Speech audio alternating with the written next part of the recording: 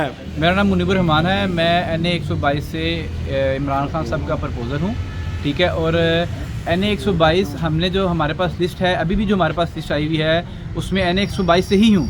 पर एकदम जब हम अपने नॉमिनेशन पेपर्स फाइल करते हैं, उसके बाद हम जब सिक्योरिटी के लिए जाते हैं तो पता लगता है जी मेरे पूरा का पूरा जो हल्का है, जो मेरा पूरा ब्लॉक कोड है, सिर्फ एक ब्लॉक कोड हमारे NA 122 से निकाल दिया गया है। NA 122 में मेरे से ऊपर वाला ब्लॉक कोड और मेरे से नीचे वाला ब्लॉक कोड पूरी लिस्ट की तरह पूरे मौजूद हैं। सिर्फ एक ब्लॉक कोड जो है हमारा वो पूरा का पूरा निकाल दिया गया है। अब बात यह है कि बिलफर्ज हमें इन्होंने जो लिस्ट दी हुई है उसमें अभी भी हमारे पास है, ठीक है, और जो इनके पास लिस्ट है उसमें हम नहीं है। तो इससे ये साबित होता है कि ये कुछ और मामला है, रातों रात गेम की गई है और रातों रात उन्होंने तब्दील किया मामला। अगर बिलफर्ज हमें ये इलेक्शन अनाउंस होने से पहले भी बताते तो हमारे पास तो अपना वोट चेंज कराने का तब भी ख़त्म हो गया हुआ था। तो ये सिर्फ और सिर्फ इनकी तरफ से ये जो है ना, ये बदनीयती है कि इमरान खान साहब इलेक्शन न लड़ें। और ये कोई बड़ा एरर नहीं है, ये कोई छोटा सा एरर है। ये चाहता तो ये अंदर से ये तब्दील कर सकता है। अगर ये कहे जी बिलफर्ज आपका कोई इशू हो गया, अगर आपका जो ये मामला है आपका नहीं मिला, प्रपोजल इसमें से नहीं है, तो आप दूसरे प्रपोजल ले रहे हैं। हमारे पास 10 प्रपोजल खड़े हुए हैं, तो वो भी नहीं ले रहे अंदर। फिर हमने उनको ये कहा कि ये छोटा सा एरर है, ये तो आप हमने उनको फिर दिखाई है कि यार ये सिंध हाई कोर्ट का है कि आपका ये एरर जो है ये दूर किया जा सकता है और ये सवाबदीद है आपके आरओ की। पर आरओ साहब को हमने कहा है कि आप बाइस्ड हैं आरओ साहब, ये आप इजीली चेंज करते हैं। हमने उनको उसी वक्त 2 प्रपोजल सामने रख दिए। यार इमरान खान ने हल्के से लड़ना, यहाँ पे 1000 प्रपोजल इकट्ठे कर सकते हैं आप।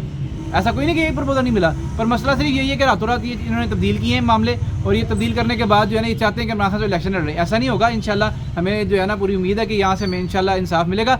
और आपको पता है पूरे मुल्क में इस वक्त क्या हालात चल रहे हैं, इंसाफ का तो है ही नहीं मामला, पर यह कि बड़ी कोशिश है इंशाल्लाह ये मामला हमारे हक में आएगा इंशाल्लाह। आप पहले कभी प्रपोजर या सेकेंडर रहे हैं? पहले मैं कभी प्रपोजल सेकेंडर नहीं रहा, पर मैं इसी इलाके का हूँ, मेरा वोट भी यहीं का है, मेरे पूरे खानदान का वोट यहीं का है। हमारे इधर 3-4 घर हैं और हम तकरीबन 12 सालों से इधर रह रहे हैं। NA 122 PP 155 ये हमारा इलाका है। एकदम से हमें उठा के कहीं और भेज दिया गया है। अगर बिलफर्ज अब मैं 122 में रहता हूँ, मैं क्यों जाके 120 में वोट डालूंगा? मुझे पता नहीं उधर की सियासत क्या है, उधर क्या मामला है, मैं क्यों उधर जाऊँगा NA 120 में। और जब इन्होंने इनके मुताबिक जब इन्होंने ये चीज़ें फाइल चेंज की हैं तो उसके बाद तो इन्होंने वोटर से हक ही ले लिया कि वो अपना इलाका चेंज करवाए।